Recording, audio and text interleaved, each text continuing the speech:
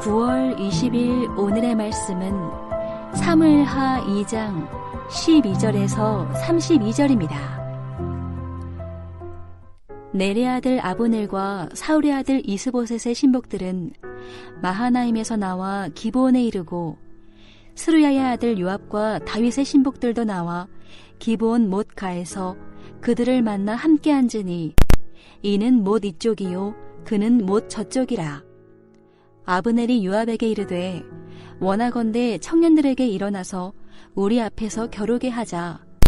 요압이 이르되 일어나게 하자 하매 그들이 일어나 그 수대로 나아가니 베냐민과 사울의 아들 이스보셋의 편에 12명이요 다윗의 신복 중에 12명이라. 각기 상대방의 머리를 잡고 칼로 상대방의 옆구리를 찌르매 일제히 쓰러진지라.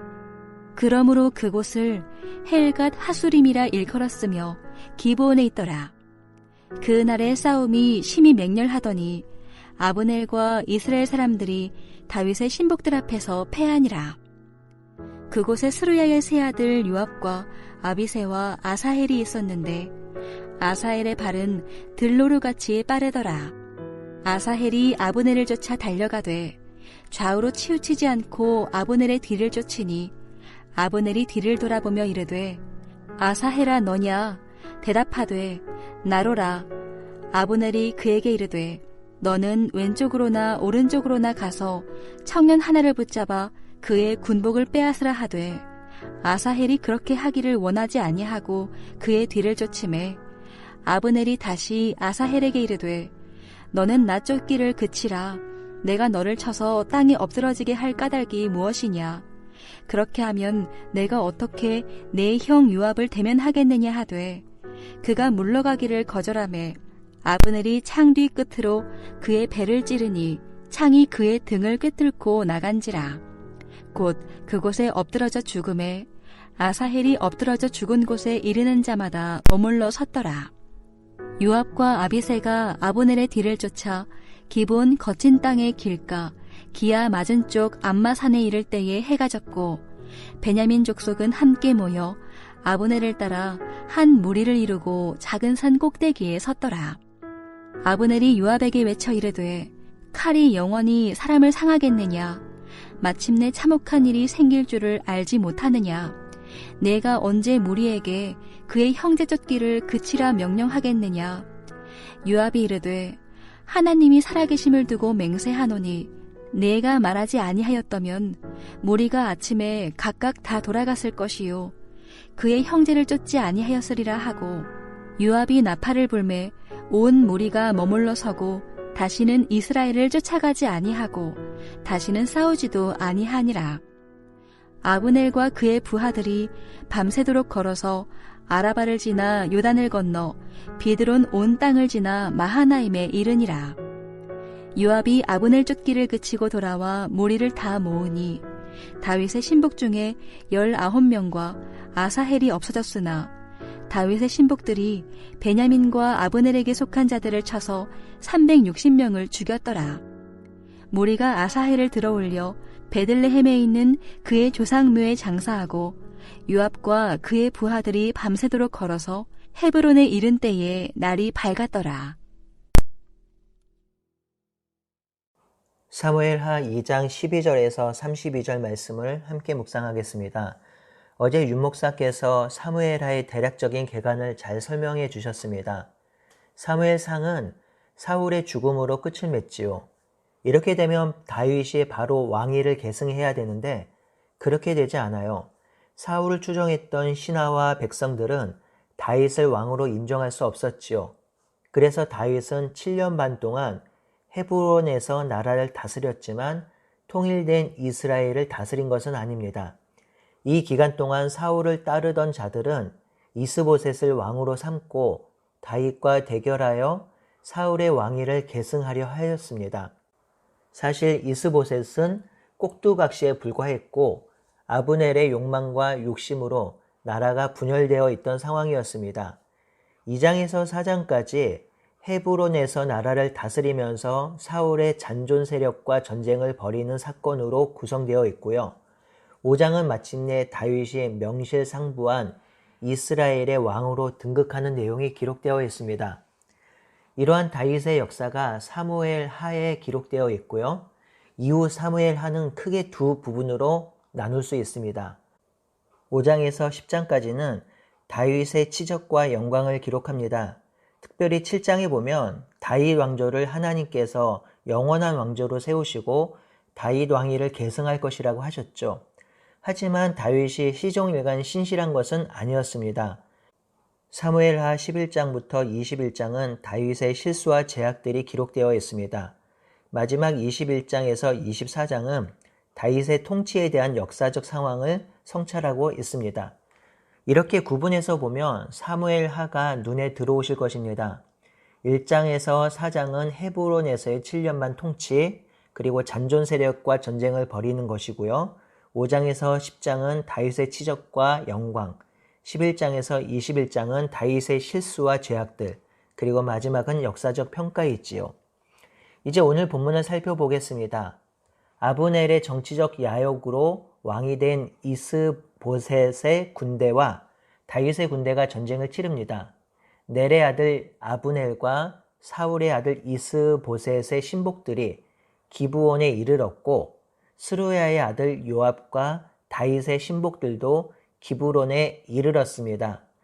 연못 하나를 두고 대치하고 있는 상황이죠. 아브넬은 남쪽으로 남하하려 하였고 요압이 이 남하를 막으려고 대치하고 있는 상황입니다.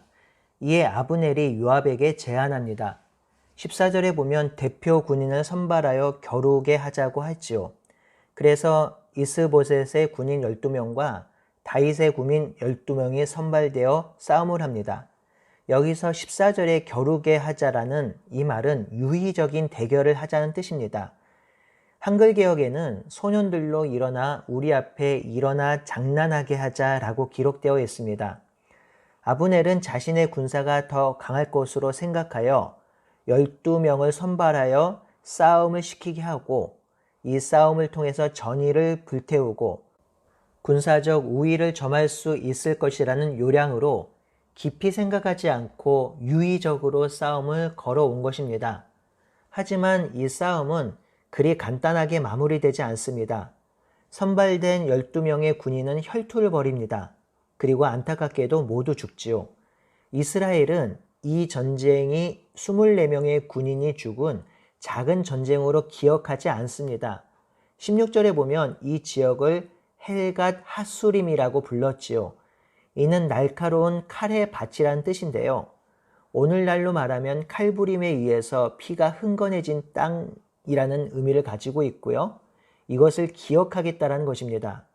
이것을 기억하는 이유는 동족끼리 찌르고 죽이는 아픔의 땅이었기 때문입니다. 개인의 유의와 정치적 야욕을 위해서 시작된 이 싸움은 결국 동족을 죽고 죽이는 싸움으로 그들에게 크나큰 상처를 주었고 아무런 유익을 얻지 못한 정말 소득 없는 싸움이 되었던 것입니다. 이 싸움을 시작으로 17절에 보니까 치열한 전쟁이 일어났습니다. 치열한 전쟁 중에 아브넬과 이스라엘 사람들이 수세에 몰리기 시작했지요. 그러자 아브넬이 퇴각을 시작합니다. 수르야의 아들이 3명 있습니다. 요압과 아비새와 아사헬인데요. 이 중에 아사헬이 용맹스럽고 발이 노루같이 빨랐지요. 그래서 아사헬은 퇴각하는 아브넬을 추격합니다. 그러자 아브넬이 아사헬에게 말하죠. 21절에 보면 왼쪽으로나 오른쪽으로 가서 청년 하나를 붙잡아 그 군복을 빼앗아 가라고 합니다. 이 말은 자신을 추격하지 말고 다른 군사를 잡아서 전쟁에 공을 세우라는 말이지요. 하지만 아사헬이 말을 듣지 않습니다. 그러자 아브넬이 다시 한번 말하지요. 나를 추격하여 죽이려고 할 때 내가 너 아사헬을 죽이면 내가 너 형 요압을 어떻게 대면할 수 있겠느냐. 그러니 더 이상 나를 추격하지 말라고 합니다. 하지만 이번에도 아사헬은 아브넬의 말을 듣지 않고 끝까지 추격합니다. 어쩔 수 없이 아브넬이 창끝으로 아사헬의 배를 찔러 죽였습니다. 아브넬은 아사헬이 어떤 인물인지 알았죠. 아사헬은 요압의 형제로 자신이 그를 죽이면 요압과 그의 아들들이 자신과 원수될 것을 알았습니다. 그렇게 자신을 추격하지 말라고 한 것이죠. 하지만 아사헬은 전쟁에 공을 세우기 위해서 아브넬을 끝까지 추격하였고 결국 죽임을 당한 것입니다.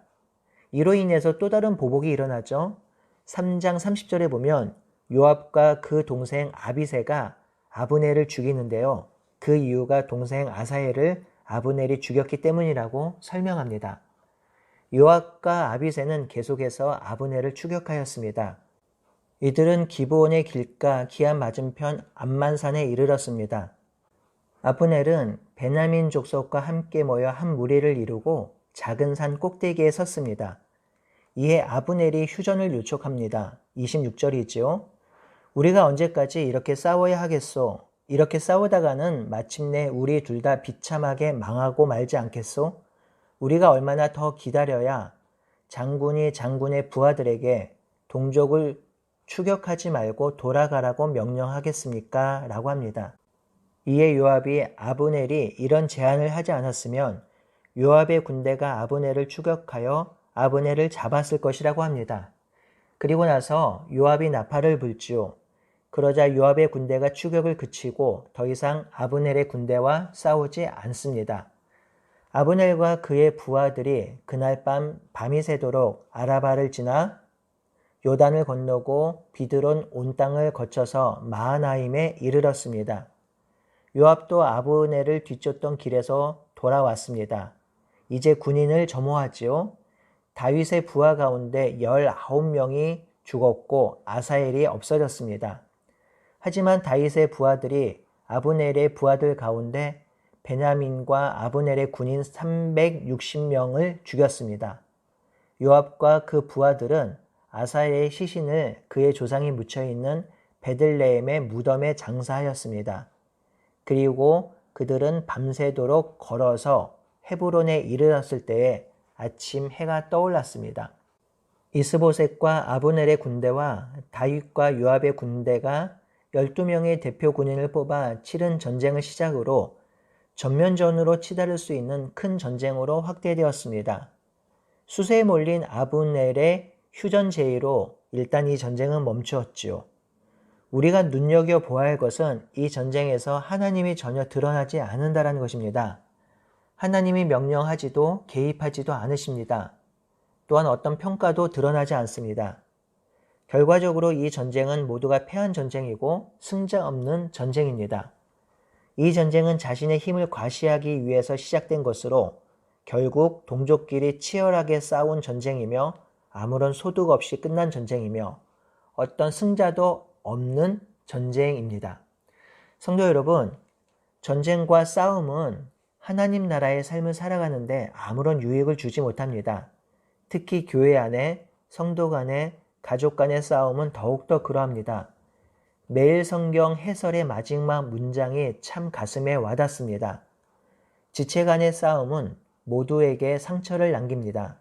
내가 이겨도 우리가 진 것이기 때문에 누구도 이길 수 없습니다. 라고 기록하고 있지요.